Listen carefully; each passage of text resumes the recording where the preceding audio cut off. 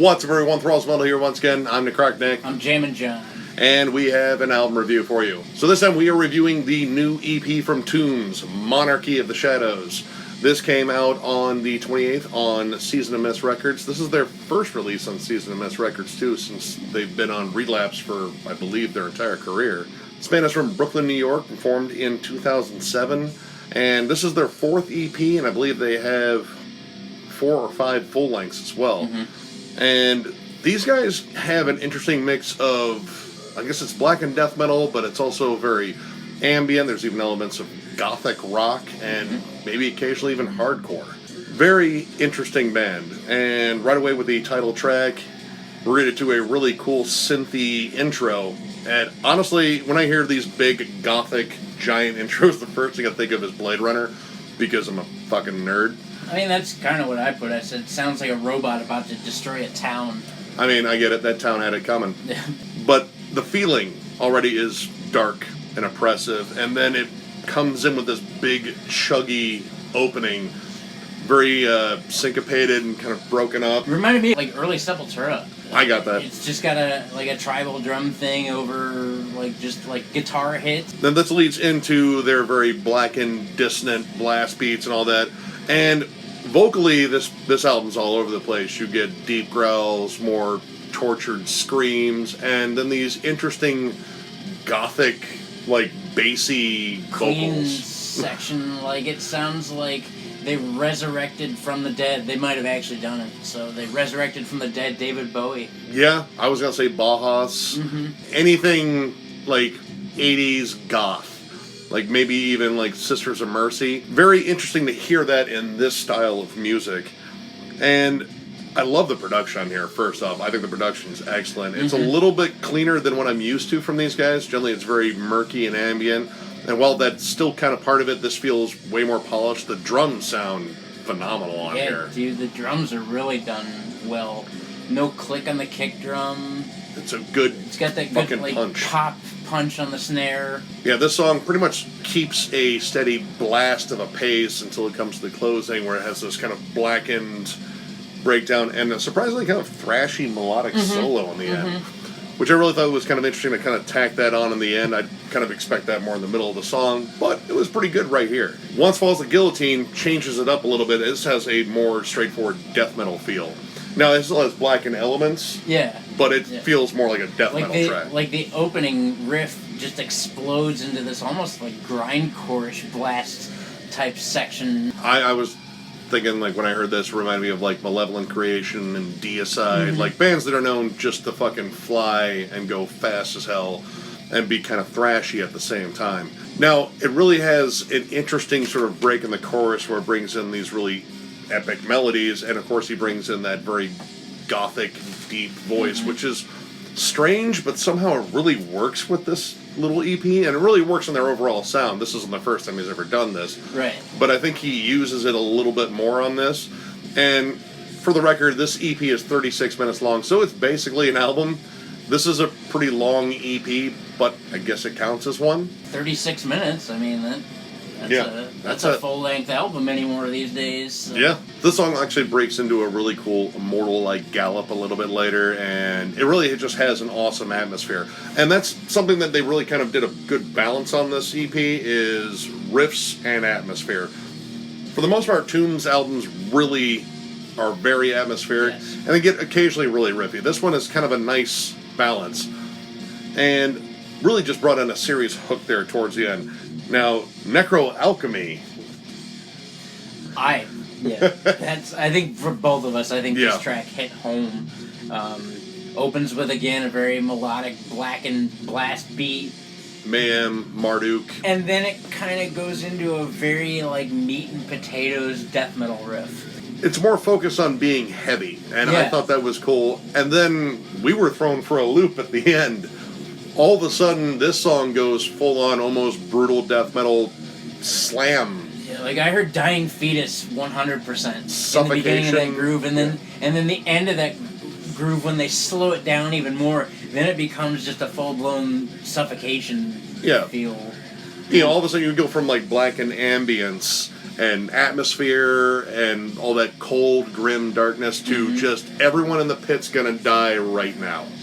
Because, again, it just has that slammy, just riff to it. It's just interesting. We saw him with Crowbar 3 years ago. Where did that go? And they had more of that kind of atmospheric tone throughout the set. Actually, they had Andy Thomas playing with him from Black Crown Initiate, which was really cool. Yeah, it took me a while to recognize because he had cut his hair. Because he cut his hair. Like, I kept leaning over to Nick, and I was like, is that Andy Thomas from Black Crown? He was like, I don't know. Yeah. And then when he sang, I was like, yep, that's it. He did like the majority of the clean vocals, at least the higher register ones, to blend in with the frontman. And yeah, wild sound, but again, their sound back then was a little bit more on the ambient side. You didn't get a lot of those big, chuggy, riffy moments, at least in that set. Now, Man Behind the Sun shifts back towards the blackened sound. This is very just, you know, tremolo riffs, big atmosphere, very melodic. It does have some death metal moments, but this is where the vocals kind of take some interesting turns. There's more howls in there, and they kind of balance out these very haunted screams, it's really tortured eerie. howls. Yeah. This one definitely has like the dark doom, blackened feel to it. It's very, I don't know. It's almost like a frightening tone.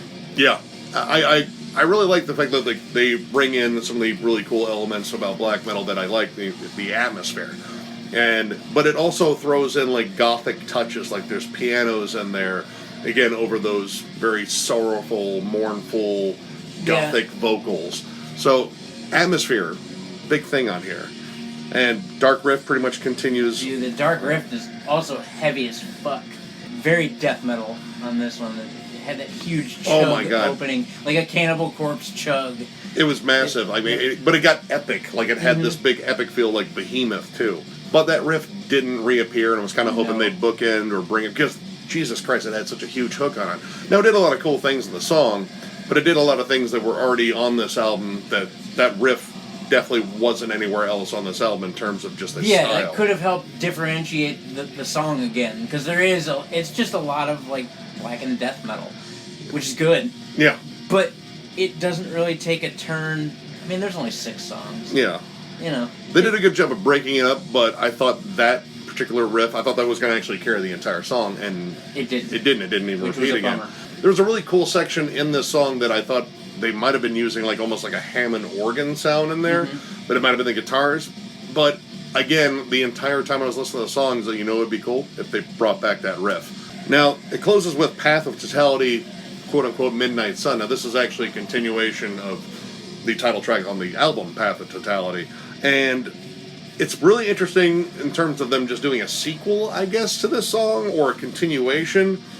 But this one really has Behemoth-like breakdowns. The verse sounds like Obliteration.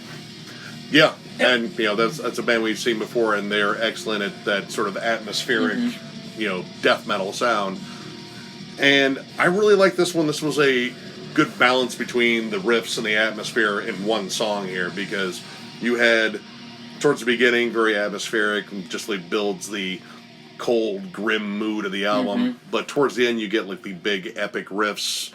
And it closes really well on it. Like, closes strong, actually. A solid hook. A great way to end an album. Absolutely. I really dug this. This is, like, even for a EP, which, let's be honest, this is a long EP, this is a really good big sample size for potentially what they're going to come up with next. And I really enjoy this. So I'm going to give it 3.5 stars.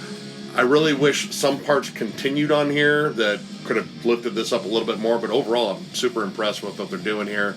I love Tombs. Those guys are incredible writers. Again, a good balance between atmosphere and riffs.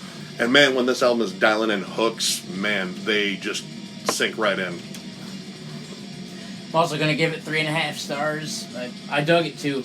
And with a 6-song EP, I mean, there's not too much that can go wrong, I think, especially if you do it right. And they definitely did it right. And I too am really curious to see where they're going to go, and if they're kind of going to, you know, hook onto the sound of this album and continue to run with it.